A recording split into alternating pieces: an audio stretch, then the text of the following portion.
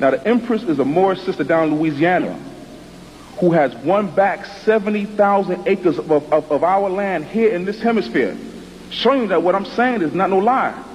This was won in federal court, that this was our land. The name of those particular people are the Washita Moors. And later on, their names was changed by the European government to Washington.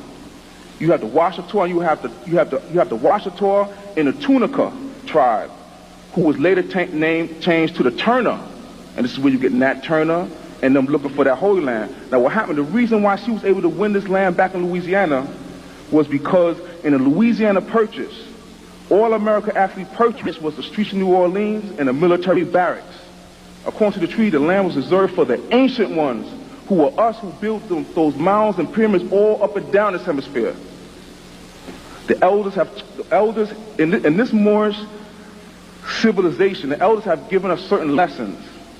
And I myself have received lessons from the elders, and I have taken these lessons and did the research to find out whether it's true or not, because when all this hit me at first, I was like, no, just ain't John, right? I studied for about 12 years. I studied under Dr. Ben at one time, Clark, the whole thing. I've been selling these books for years now. For years, I've read a good deal of them, but what I seen coming from the Moors was hitting a nerve somewhere else, and I had to figure this out. Now, when I personally did research on my family roots and everything, I couldn't find no stories about Africa.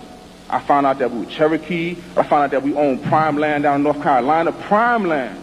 Could property own property? If we were slaves and we were property, how could property own property?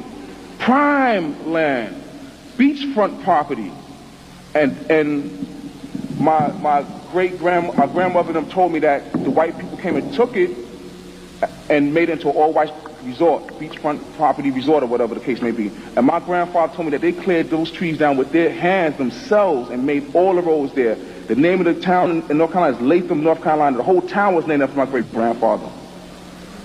So most of us, when we trace our history back, we will find it don't lead no further than this right here. We are aboriginal right here. This is the fabled land of Atlantis. When the Egyptians spoke of Atlantis and spoke to the Greeks, they said, you go through them straits of Gibraltar, and in that ocean there's an island, and there's a continent, and there's a number of series of smaller islands.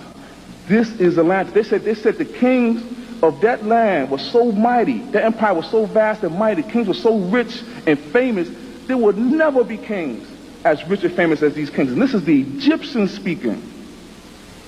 There was a mighty empire here. Down in Yucatan, Mexico, you have what we call the Pyramid University. This is where the Moorish dispensation of civilization began, because there they perfect the science of mathematics, scaling from 0 to 9, the zodiac, and geometry. And that was our science. That's why when you look on the back of the dollar bill,